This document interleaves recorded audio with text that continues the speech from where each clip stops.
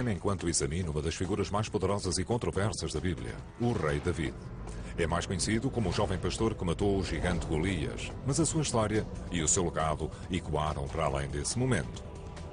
Alguns acreditam que o seu reinado unificou o povo de Israel e produziu a linhagem que deu origem a Jesus Cristo. Outros defendem que David nunca existiu sequer. Qual a verdadeira história? Terá sido um homem ou apenas um mito? Para o descobrir, vou percorrer o caminho que David tomou para se fixar na cidade de Jerusalém. Vou melhor. Irei explicar o que era necessário para ser pastor. Eu sei, estou a tentar passar para o outro lado. E terei acesso privilegiado a um dos locais arqueológicos mais bem guardados do mundo. Vamos à procura da verdade. Não é simples. Não é mesmo nada simples. E para o fazer vamos até ao limite. É espantoso.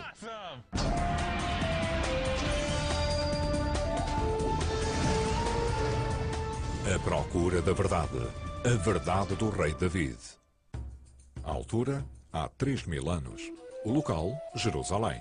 De acordo com a Bíblia, David, o rei dos israelitas, fundou uma dinastia cujo significado perdura até hoje. Em Israel, na bandeira do país, temos a Magen David, a estrela de David, e a própria Jerusalém é conhecida como a cidade de David. Olá, chamo-me Josh Bernstein. Regressei à Terra Santa para explorar a lenda e o legado do rei David. E espero para determinar se David foi um homem, apenas um mito ou algo intermédio. O grande escultor Miguel Ângelo esculpiu a imagem mais famosa deste rei bíblico, mas a fama de David vai muito para além desta obra-prima.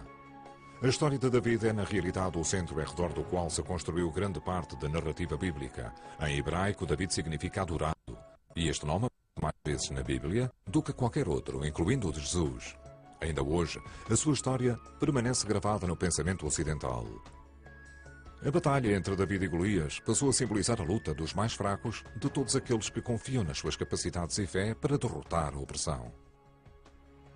O estatuto do rei David é tão lendário que o melhor hotel de Israel tem o seu nome e fica localizado na rua do rei David.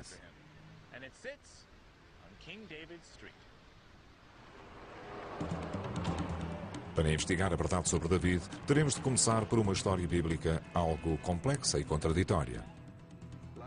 Vou encontrar-me com o meu amigo, o professor Israel Finkelstein, arqueólogo israelita e perito na Bíblia, para melhor compreender a história de David.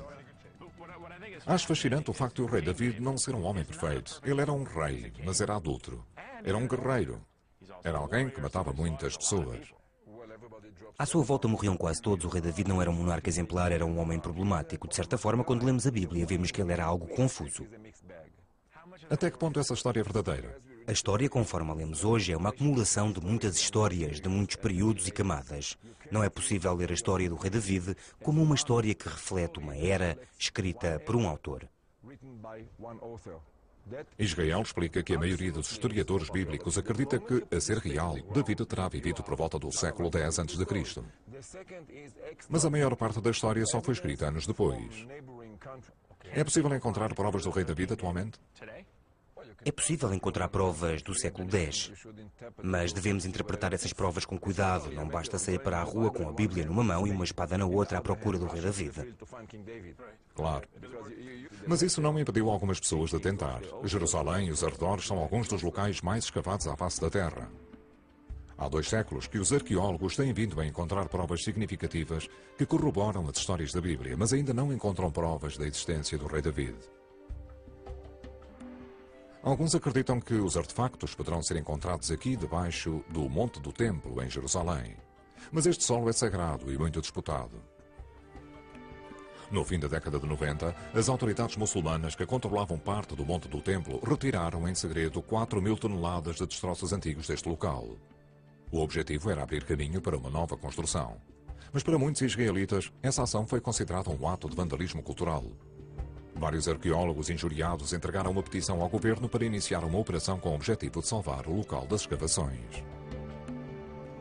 A operação está a ter lugar aqui na parte nordeste da cidade de Jerusalém, a 32 km do Monte do Templo.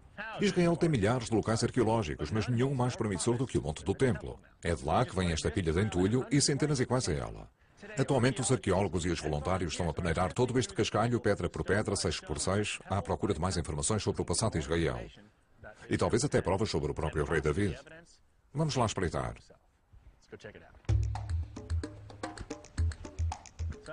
Este é Zahi Zweig, arqueólogo e cofundador da Operação de Salvamento do Monte do Templo no Parque Nacional do Val de Tsurin. Pode explicar-me qual é o processo exatamente? Claro.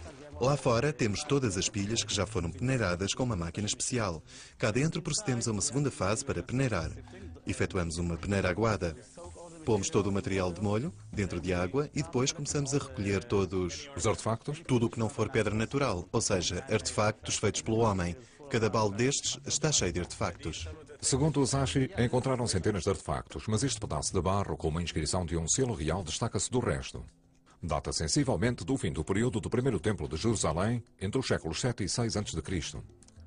É o primeiro objeto com palavras em hebraico alguma vez recuperado no monte do templo. Há aqui alguma coisa do tempo do rei David? Temos fragmentos de cerâmica do tempo do rei David, do século X a.C. Isto provavelmente seria uma tigela. Poderia ter sido usada no templo. Talvez se possa encontrar alguma coisa que tenha pertencido ao próprio rei David. Não diz David, posso trabalhar? Também posso fazer isto? Sim, claro. Zahi diz-me que o processo é simples. Primeiro passo, agarrar num balde de cascalho. Muito bem, e agora despejo? Despeja aqui. Devagar ou tanto faz? Não, pode despejar tudo de uma vez, não faz mal. E agora, espalho tudo? Sim, espalha-se tudo. E depois pulveriza-se. Pulverizo? Sim. Isso mesmo. Segundo passo, pulverizar para limpar. E enquanto estão a fazer isto, procuram, esperam, observam, pensam que talvez exista algo. Claro.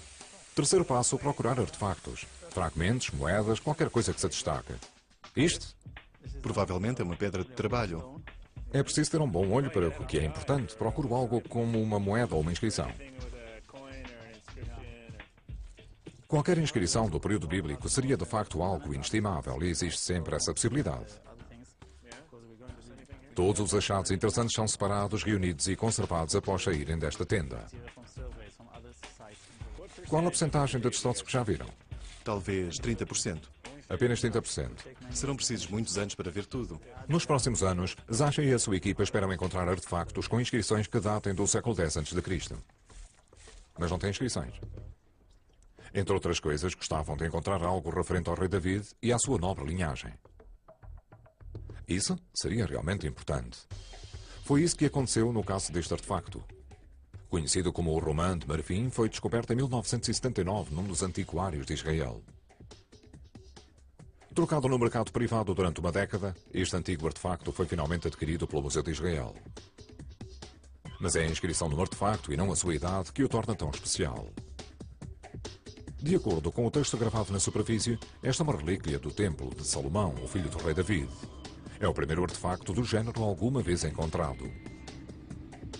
Na altura em que foi descoberto, acreditava-se que era a ligação física mais próxima a David alguma vez encontrada. Para saber mais coisas, vou viajar quase 65 km para noroeste de Jerusalém até Tel Aviv. Vou encontrar-me com o Dr. Yuval Goren, o principal arqueólogo e cientista responsável pela autenticidade do artefacto. Yuval explicou-me que a verdadeira Romã de Marfim está trancada no Museu de Israel, por isso irá trabalhar com uma réplica para mostrar como se pode verificar a legitimidade e o valor do objeto. O que vamos fazer? Pode explicar-me o processo? O ideal é começar por uma ampliação simples, a mais baixa, e passar posteriormente a exames mais detalhados. Yuval explicou-me que antes de a Romã de Marfim chegar às suas mãos foi objeto de inspeções por parte de outros peritos. Esses cientistas usaram microscópios como este. A ampliação baixa permitiu aos cientistas inspecionar visualmente a inscrição do artefacto e a respectiva patina, um resíduo químico que se formou na superfície da romã ao longo dos tempos. Não está apenas a estudar a superfície, mas também estuda a pátina da superfície e o material que se encontra nas fendas, não é? Sim. A romã parecia ser autêntica. Consegue ver o que está preso nas fendas, muito bem. No entanto, o trabalho de Yuval era ir para além dos testes iniciais. O que faz depois? Retiramos pequenas amostras. Yuval tirou pequenas amostras da pátina das letras e examinou-as com um microscópio potente. Esta é uma amostra da romã verdadeira Sim, que se encontra no museu? exatamente. Podemos ver um pouco da pátina. O que é que isso lhe diz? Parecem sedimentos antigos do local. Mas isso não foi a única coisa que Yuval viu. O problema é que também encontramos material artificial, provavelmente cola. Para testar a cola, Yuval teve de recorrer à tecnologia mais recente para chegar a uma ampliação máxima, um microscópio eletrónico de varredura. O que encontrou quando analisou a matéria com a ajuda da tecnologia mais recente? Descobrimos que a pátina em si continha cola. Isto, por si só, lança muitas dúvidas sobre a autenticidade da inscrição. Podemos dizer, sem sombra de dúvida, que a inscrição é moderna. É uma romã antiga com escritos recentes? Muito provavelmente não é autêntica. A romã é autêntica, mas a inscrição não. Já percebi. Algumas pesquisas sugerem que 1/3 de todos os artefactos com inscrições da era bíblica pode ser falso. Yuval e outros cientistas acreditam que há um problema grave para a arqueologia. Alguém pegou numa peça assim e juntou-lhe uma inscrição que a torna única, muito especial, historicamente importante. E poderia vendê-la por $500 mil. Isso mesmo. $550 mil para ser mais exato. Alegadamente foi isso que o Museu de Israel pagou a um negociante anónimo pela romã de marfim. É pena que a inscrição, muito provavelmente, seja falsa. Trata-se de um ponto importante a reconhecer. Quando se trata de arqueologia bíblica, as apostas são bastante elevadas, por isso, compradores, tenham cuidado. A seguir, vou viajar pelos antigos caminhos de Israel para procurar provas incontestáveis do inimigo mais conhecido de David. Na realidade, procuramos provas de um dos confrontos mais famosos da história bíblica. Encontro-me na Terra Santa de Israel à procura de provas sobre o rei David. Não importa. Até agora fiquei a saber que há uma montanha de cascalho para peneirar. Também existem potenciais artefactos falsos que nos podem despistar. E depois, há a própria Bíblia. São os livros do Antigo Testamento que nos contam a maioria das coisas que sabemos sobre o rei David e as terras antigas de onde ele veio. Antes do século X a.C., 2 impérios poderosos dominavam o Próximo Oriente. Entre os dois encontravas a terra de Canaã, uma zona de guerra, um estado confederado solitário de povos que guerreavam entre si e de alianças que estavam sempre a mudar. Dois dos povos mais poderosos, os israelitas e os filisteus, enfrentavam-se regularmente devido a disputas territoriais. Quando era jovem, David apareceu no centro do conflito. Na realidade, venceu uma batalha decisiva ao matar um gigante chamado Goliat, mais conhecido como Golias. Segundo o livro 1 de Samuel, David nasceu em Belém. Era o mais novo de 8 filhos e passou a infância a cuidar dos rebanhos nas terras a sul da Judeia. Talvez nos possamos aproximar mais de David através da sua ocupação, a pastorícia. Vou viajar mais de 100 km para norte para o coração do antigo reino do norte de Israel, perto da atual cidade de Megiddo. Vim até aqui para me encontrar com Aryeh Ber, agricultor e pastor. É um prazer conhecê-lo. Igualmente. Aryeh cuida de mais de 1000 animais. Hoje, ele tem todas as ferramentas modernas, mas quando era rapaz, era um pastor da velha escola. Quando era pastor na juventude, David tinha um trabalho duro. Era um trabalho muito duro. Porquê? Só são as ovelhas? As ovelhas podem ser difíceis? Um pastor tinha de permanecer dia e noite com o seu rebanho. 24 horas por dia. Tinha de ser muito esperto e sábio. Aryeh diz que ter um rebanho hoje em dia em Israel é um trabalho duro. A terra é seca e implacável. Mas David deve ter enfrentado desafios ainda maiores. Predadores ferozes como lobos, ursos e até leões que vagueavam pelas terras. Além disso, trabalhava no meio de uma zona de guerra. Para sobreviver, David teve de aprender a lutar. De certa forma, no tempo de David, o seu trabalho como pastor foi um bom treino para mais tarde ser um bom guerreiro e um rei. Claro. Pode mostrar-me alguns truques com o rebanho para vermos o que David tinha de fazer? Claro. Esperem um pouco, temos de ir tomar conta do rebanho. Já voltamos. Vamos lá tomar conta do rebanho, Aryeh. Meninas, acalmem-se, não saiam daí, estamos cercados. Estão ali também. Suponho que o rebanho vai para onde quer.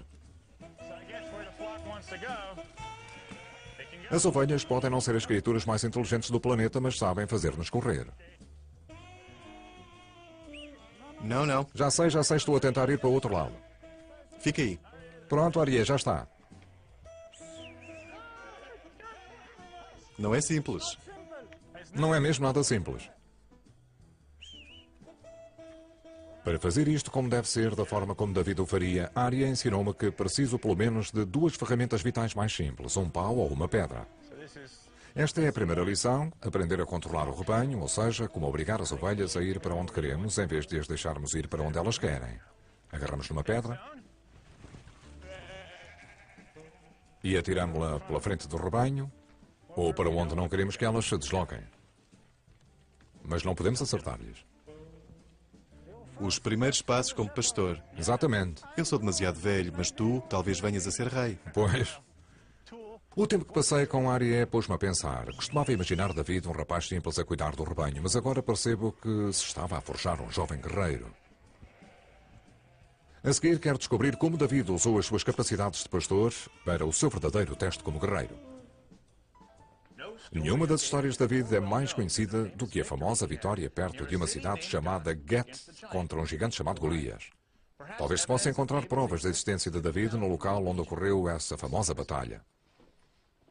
De Jerusalém, irei viajar durante quase 60 km para o sudoeste, para a atual cidade de Tel Safi, para me encontrar com o arqueólogo e professor Aaron Meyer. Talvez ele possa lançar alguma luz sobre os filisteus e sobre o seu mais famoso guerreiro. Olá, Aaron. Como estás, Jorge? Bem-vindo a Gete. Muito obrigado. Segundo Aaron, visto que os povos em guerra ocupavam as terras, tomando os bens uns dos outros, os arqueólogos não podem basear-se apenas em artefactos como a cerâmica para distinguir zonas territoriais. Mas Aaron explicou-me que os arqueólogos têm conseguido utilizar pistas da Bíblia, nomeadamente descrições topográficas, para determinar que este local foi a cidade filisteia de Gete, a cidade do gigante Golias. Ajude-me a perceber esta paisagem com olhos bíblicos. Até ali ao fundo, toda esta área chama-se Colinas da Judeia. É de lá que vinham David e Saul. É lá o coração da Judeia. O local onde estamos agora para o oeste era a Filisteia. Então podemos até certo ponto utilizar a Bíblia como um mapa? Podemos usar as palavras da Bíblia para nos ajudar a encontrar a região onde os filisteus viviam e onde poderia existir Gete, uma das 5 cidades? Com certeza. Porquê aqui? Aaron diz que este local seria perfeito em relação aos recursos naturais disponíveis e também relativamente à sua localização estratégica. De certa forma, estamos a combinar as interpretações da Bíblia a nível geográfico com os registros geográficos de que dispomos. Sim, E os dois em conjunto confirmam que Gete era aqui. exatamente. Pode mostrar onde? Claro, vamos entrar. À medida que abrimos caminho para esta escavação, Aaron salienta que caminhamos entre ruínas que datam da Idade do Ferro, que incluiu a época de David, o século X a.C. Neste quadrado aqui, descobrimos algo que se pode relacionar culturalmente com os filisteus e com a história de Golias, mais especificamente. Ao olharmos para este quadrado, podemos observar os vários níveis, e cada nível representa um período diferente. Por exemplo, esta é a fase moderna. Aqui, cerca do século 8 a.C. Aqui o século 9 e aqui o século 10, mais ou menos, a época de David. O mais fascinante foi que encontramos um fragmento com uma inscrição. Tem algo no bolso. Exatamente, estava a escondê-lo. É um pedaço de uma tigela. Muito bem, posso ver. Claro. É uma espécie de inscrição. Não percebo o que está escrito. O Aaron sabe o que significa? Faça uma ideia. A nossa sugestão é que se trata de 2 nomes. Um é algo do género Alwat e o segundo é algo parecido a Walat. Alawat, o que significa? De acordo com Aaron, Alawat Walat significa Goliath ou Golias. Isso diz-nos que a descrição da batalha entre David e Golias, e colocando-a no século X, como a cronologia bíblica faz, tem algum grau de autenticidade, do ponto de vista histórico. Só porque diz Alawat, que pode ser Golias, isso não significa que é o Golias. Podia ter sido outro qualquer, não é? Quer dizer, hoje em dia há muita gente com o nome José. Bem, isto não é uma inscrição do tal Golias, mas sim de um Golias. Quantos fragmentos se encontraram com nomes inscritos? Muito poucos. Temos algumas inscrições. Este, mesmo que não esteja ligado a Golias, seria um achado único. E além da cerâmica, encontraram ossos aqui em Gete, restos humanos. Sim? De alguém de estatura gigante? Não, na realidade são apenas ossos humanos de estatura vulgar. Nada fora do normal. Então, para além da cerâmica e de alguns ossos, sabemos onde a batalha teve lugar? Com base nos textos bíblicos, se caminharmos uns 15 km para leste, podemos encontrar o local que se encaixa perfeitamente na descrição da batalha. O Val do Terebinto? Exatamente. Vamos lá então. A seguir, irei explorar o local da famosa batalha. Faltam 2 colinas. Isso mesmo? E vou tentar derrubar o meu próprio gigante. Desculpem, este foi mau. Iniciei uma busca para descobrir provas sobre o rei mais memorável da Bíblia, o rei Davi. Depois de peneirar cascalho à procura de artefactos, convidei um perito. Ele mostrou-me os vestígios da cidade filisteia de Gete e possíveis provas sobre alguém chamado Golias. Agora vou explorar o local da batalha. De acordo com a Bíblia, a batalha entre David e Golias teve lugar no Vale de Terebinto. Muitos peritos estudaram a descrição bíblica do vale e compararam-na com os registros topográficos de Israel. O arqueólogo e professor Aaron Meyer afirma saber que a localização exata desse vale fica a apenas a 6 km da cidade de Gete. Vamos subir a um ponto alto para termos uma vista melhor. É aquela colina ao fundo.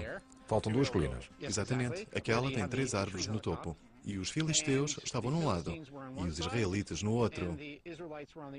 E no meio, onde hoje se encontra a autoestrada, era o Vale de Terebinto, onde teve lugar a batalha. Exatamente.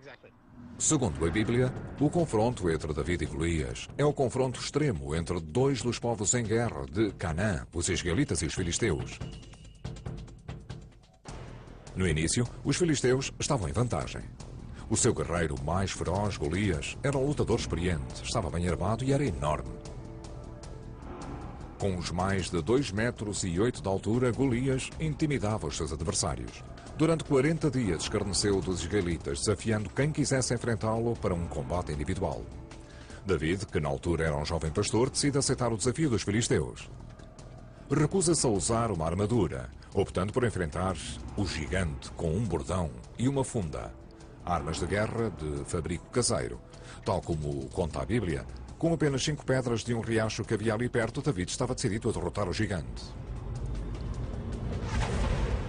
O primeiro lançamento foi um tiro certeiro entre os olhos.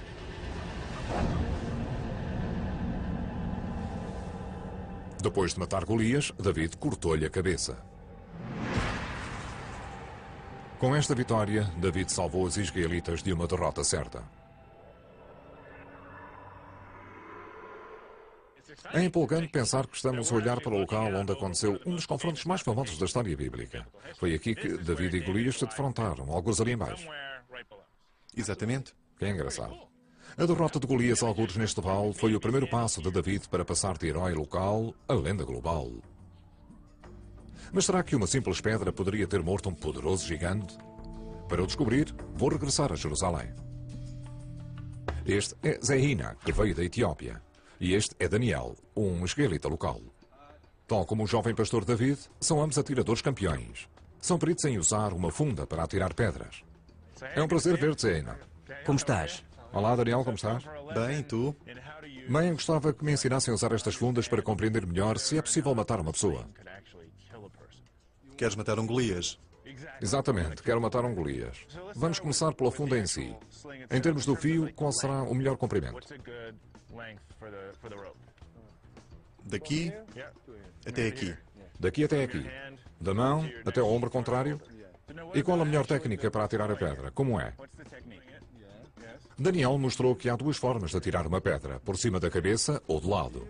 Para derrubar um gigante de 2,8 metros seria melhor atirar por cima da cabeça para dar velocidade. Depois liberta-se. Sim, libertas quando estiver aqui. Podemos controlar a direção, mais ou menos? Claro. É claro que para testar adequadamente o poder destrutivo da funda, precisamos de um componente essencial. Que entra o gigante.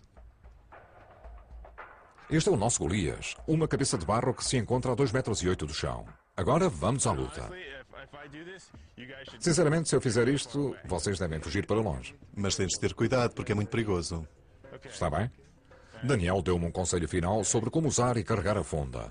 E lembrou-me que um bom atirador consegue atirar uma pedra a velocidades até 160 km por hora. Seria o suficiente para matar uma pessoa. O suficiente para matar uma pessoa? Está bem, é melhor saírem da frente. Desculpem, este foi mau. É claro que não sou o melhor guerreiro desta equipa. Daniel, continua tu. Vamos fazer isto por turnos. Foi por pouco. Eu é que não queria enfrentar-te no campo de batalha. Viram aquele lançamento? Parecia uma pedra de 5 quilos a deslocar-se. Este foi bom. Não o matámos, mas atingimos-lo. O objetivo era a jugular, mas penso que este lançamento lhe causaria um belo ferimento. Vamos lá levantar o nosso gigante. E tentar outra vez. Acham que ele vai conseguir? Não sei. Se conseguir, pode ir acabar com ele. Atingiste-o nas costelas. Ele é um gigante dos duros. Acaba com ele. Ao observar estes rapazes, tornou-se claro que talvez David tivesse escolhido a melhor arma. Foi fantástico. Vejam só. Acho que foi um golpe de mestre. Vamos ter de ver o lançamento em câmera lenta para observarmos melhor.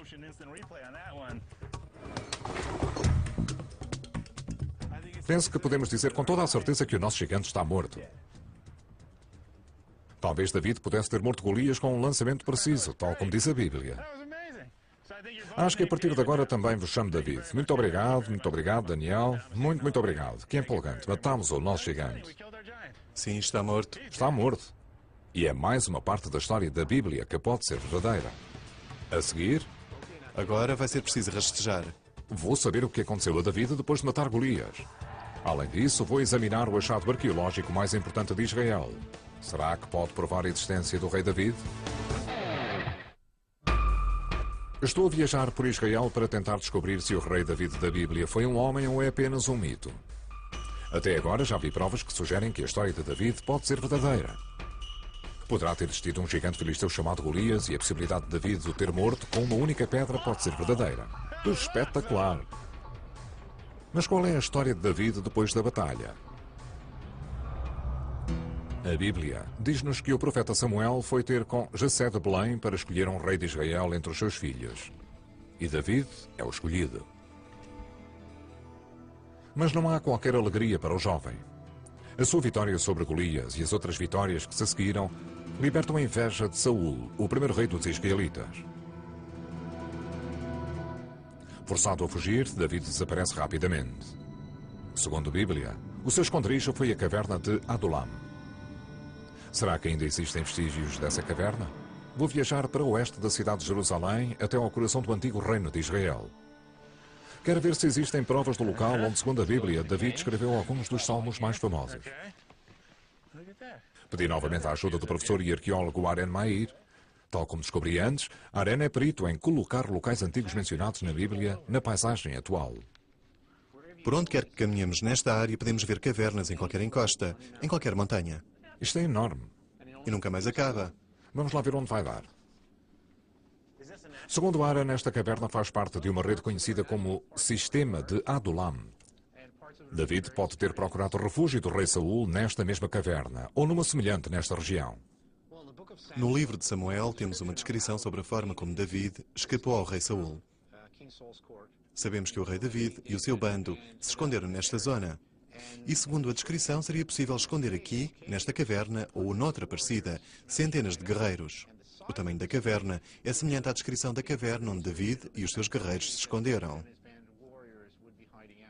Mais uma vez, estamos a procurar numa paisagem moderna elementos paralelos à descrição bíblica. Vamos a isso. Está bem, vamos lá? O que é engraçado, do lado de fora, esta caverna é praticamente imperceptível. Agora vai ser preciso rastejar. Parece divertido. Aren explicou-me que esta caverna faz parte de um sistema que foi criado após a época de David, mas há sempre a possibilidade de, nessa altura, alguém ter as ferramentas certas para escavar um túnel intrincado como este, com armadilhas e saídas de emergência. Viviam aqui pessoas? Sim, viviam aqui, escondiam-se aqui. Era um local para onde as pessoas vinham para se esconderem dos inimigos. Aren diz que ainda não foi encontrada nenhuma prova arqueológica que ligue esta caverna ou qualquer outra a David, mas a presença deste tipo de cavernas sugere a possibilidade de que essa parte da história de David também possa ter sido baseada em factos reais. A história de David sobre a caverna de Adulam não é algo inventado por alguém que não conhecia bem a região. Segundo a Bíblia, David continuou a escapar ao rei Saul. A cada vitória sobre os seus inimigos, o poder de David crescia. Por fim, acabaria por ser coroado rei dos israelitas. David foi aquele a quem Deus fez uma promessa. A tua casa e o teu reino permanecerão para sempre. De uma forma notável, foram encontradas possíveis provas sobre a linhagem de David, quem sabe até da promessa divina. Vou viajar 240 km para norte, até Tel Dan, na parte norte da Galileia, para examinar um achado notável. Durante os últimos 2 séculos, a maior parte das provas relacionadas com o rei David é geográfica, não arqueológica. Mas aqui em Tel Dan, fez-se uma descoberta que mudou tudo no verão de 1993. A arqueóloga Ifat Tariani Susli e eu vamos examinar a escavação em Tel Dan. Segundo Ifat, este local foi escavado intensamente nos últimos 40 anos. Então Tel Dan era uma cidade fortificada. Dan era uma cidade fortificada, sim. Tinha 3 complexos com portões que cercavam a cidade e a protegiam dos invasores. Ifat explicou-me que no século X a.C. a cidade de Dan era o ponto mais a norte do reino israelita. A sua localização era primordial para a proteção dos ataques inimigos. Por isso, por volta do século IX, a cidade e os seus líderes estavam protegidos com um sistema muito bem concebido de portões e muralhas. Bem-vindo ao portão exterior de Tel Dan. Aqui? As fortificações de Tel Dan são certamente impressionantes, mas eu vim até aqui para ver outra coisa. Conte-me a história desta descoberta. Claro, foi durante uma escavação. Ifat explicou-me que uma agrimensora se deparou com algo impressionante quando varria as pedras de um dos edifícios externos de Tel Dan. E o que encontrou? Aqui temos uma réplica do que ela encontrou.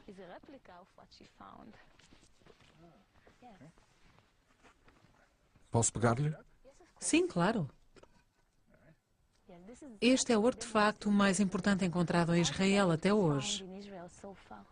E que língua é esta? É aramaico antigo, data do século IX a.C. Qual é a parte mais importante? A linha 9. Esta linha? Sim, esta. Diz a casa de David. David? A sério? E esta é a primeira referência a David fora da Bíblia? A casa de David fala sobre a sua dinastia, a dinastia que fundou no século X. Ouvimos falar sobre esta dinastia no século IX em relação ao reino israelita. Estas letras mudaram toda a história da arqueologia em Israel. O verdadeiro artefacto é tão importante que está atualmente sob os cuidados constantes do Museu de Israel. De acordo com Ifat, a maioria dos peritos acha que a estrela não se refere a um David qualquer, mas indiretamente ao próprio rei David, já que este era um homem de grande riqueza e poder.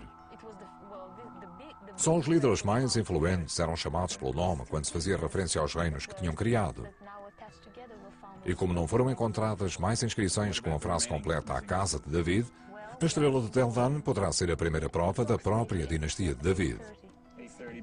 Já foi autenticada?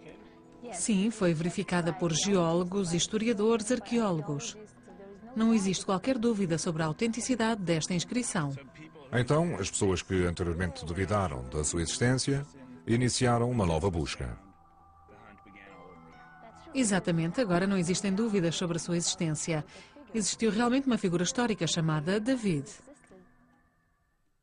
A Bíblia diz-nos que quando David foi coroado rei, decidiu-se pela conquista. O seu objetivo era um dos poucos territórios independentes que restavam, a terra de Canaã. Esta fortaleza fortemente defendida chamava-se Jebus. Era a terra da tribo Jebusita, hoje em dia chamada Jerusalém. Mas para David conseguir conquistar a cidade, primeiro teria de descobrir uma maneira de entrar num castelo fortificado chamado Zion.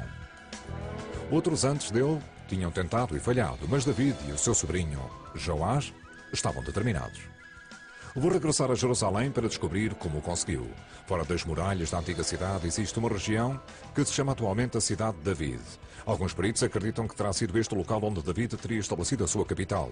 Hoje em dia, é um local turístico gerido pela Fundação Ir David, uma organização sem fins lucrativos que se dedica à pesquisa e conservação do legado do rei David. Doron Spillman é o diretor do Departamento de Desenvolvimento. Doron afirmou que a cidade de David não é apenas um local turístico, é um local privilegiado para os arqueólogos. Atualmente realizam-se escavações em 4 locais diferentes espalhados pela cidade. 2 deles estão diretamente ligados à época do rei David. Doron levou-me a ver o que David podia ter enfrentado quando ele e o seu exército chegaram à zona fortificada de Jebus. Era um edifício de 12 andares que tinha como base o monte, uma superestrutura gigantesca no topo do monte, o Forte dos Jebusitas. Podemos ver mais de perto? Vamos entrar. O livro 2 de Samuel menciona que quando David se aproximou da cidade, os jebusitas troçaram dele. As paredes, disseram-lhe, eram impenetráveis. Não entrarão aqui. Até os cegos e os coxos podem afastar-vos. Doron e os outros arqueólogos acham que estas ruínas são o que resta dessas poderosas muralhas jebusitas mencionadas na Bíblia como parte da fortaleza de Zion. Esta zona é agora conhecida como uma estrutura com degraus de pedra. Segundo Doron, é a maior ruína anterior a David alguma vez encontrada em Israel. Data do ano 1800 a.C. Então, de alguma forma, David conseguiu entrar dentro das muralhas.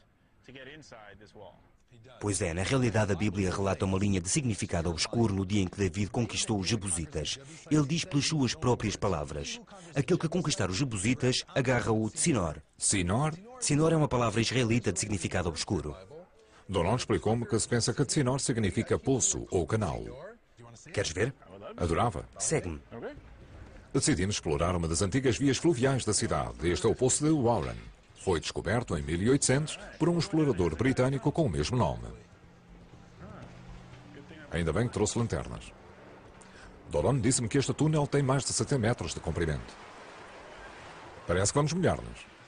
É mesmo água de nascente. Boa. Chegou a pensar-se que este seria o caminho secreto que David e o seu exército percorreram para entrar dentro das muralhas jebusitas. Mas estudos recentes mostram que o caminho só poderia ter sido usado no século XVIII, 2 séculos depois de David precisar dele. No entanto, hoje, será o nosso caminho para um novo achado notável. Se David quisesse entrar sorrateiramente na cidade, embora não fosse este o caminho exato, teria usado um túnel semelhante. Isso mesmo. Estreito e úmido. Doron assegura-me que molhar-nos tem um objetivo, mas para o descobrir teremos de continuar a andar. A seguir vou descobrir como David poderia ter invadido Jebus. E vou ver os esforços mais recentes no sentido de revelar o que poderá ter sido o seu maior feito. Sabemos hoje que trechos da história bíblica de David são apoiados por descobertas e teorias modernas. David podia ter morto Golias com uma antiga arma simples, mas mortífera. Espantoso. Foram encontradas provas de uma dinastia poderosa de David, a Casa de David. E David parecia ter invadido Jebus pelo subsolo. Ainda me encontro na cidade de David com o diretor Doron Spillman. Estamos a tentar descobrir como David entrou na cidade. Doron diz-me que daqui em diante vamos ver mais túneis que ligam a câmaras descobertas recentemente pelos arqueólogos da cidade de David. Estes túneis datam de 1800 a.C., definitivamente podiam ter sido usados na altura de David. Então foi por aqui que ele entrou realmente? Isso mesmo. De acordo com Doron, o centro da cidade de Jerusalém, da época dos Jebusitas, encontra-se mesmo por cima de nós. Estamos agora mesmo no centro do leito de rocha. À nossa frente estaria uma via. Assim que ele chegasse, a batalha ali seria forte. Então, estamos fora. Segundo Doron, estamos agora no reservatório do que era a única fonte de água potável de Jerusalém, a nascente de Guion. Era a fonte da vida para os jebusitas e teriam lutado até à morte para a proteger. Não estariam à espera que alguém aparecesse por este lado. Não, na realidade sabemos que durante 850 anos antes de David, este foi considerado o local mais seguro da cidade. Doron mostrou-me o resto do caminho. Ele pensa que David terá percorrido esse mesmo caminho para entrar diretamente no centro de Jebus. Esta era a única forma de entrar, afirma ele. Vamos agora à parte da batalha propriamente dita. David e as suas tropas e a missão de conquistar Jerusalém, a última etapa. A astúcia e esplendor de David têm aqui um papel realmente importante. Aqui mesmo? Aqui mesmo. Em vez de tentar ultrapassar as muralhas, como todos os exércitos tinham feito antes dele, David entra por baixo da cidade para atingir o derradeiro objetivo. Ele teria de escalar com a ajuda de cordas para entrar na cidade. Foi essa a manobra necessária para conquistar Jerusalém. Assim que conseguisse entrar na cidade, a batalha não estaria ganha, mas estaria dentro das muralhas e poderia lutar em pé de igualdade. Claro, há 3.000 anos fez uma espécie de raid típico dos comandos. Doron afirma que esta é outra parte da história bíblica que parece corresponder à paisagem existente. David podia ter conquistado Jebus e podia ter estabelecido a cidade de Jerusalém através de uma via fluvial existente. Mas e depois? A Bíblia diz-nos que David uniu as tribos feudais de Israel sob a sua governação. Foi o primeiro Reino Unido de Israel e o seu sucesso seria vital para a história futura de cristãos e judeus. De acordo com a Bíblia, David inicia uma série de projetos ambiciosos. Expande a cidadela existente. Inicia uma guerra contra qualquer inimigo que ameaça o seu Estado e lança as fundações para um magnífico palácio. Agora, quase 2 séculos após o início das escavações, os arqueólogos podem ter encontrado provas físicas de um dos maiores feitos de David, um palácio digno de um rei que data do século X a.C. Num outro local da cidade de David, a arqueóloga que tem a seu cargo as escavações, a doutora Eliat Nassar, concordou em mostrar-me o local. Segundo Elat, esta escavação é uma das mais importantes hoje em dia. Este local tem um grande potencial. Tem um grande potencial. Claro que sabe isso. O problema aqui é provar que o rei David existiu realmente. Sim, é um dos principais pontos na história de Jerusalém.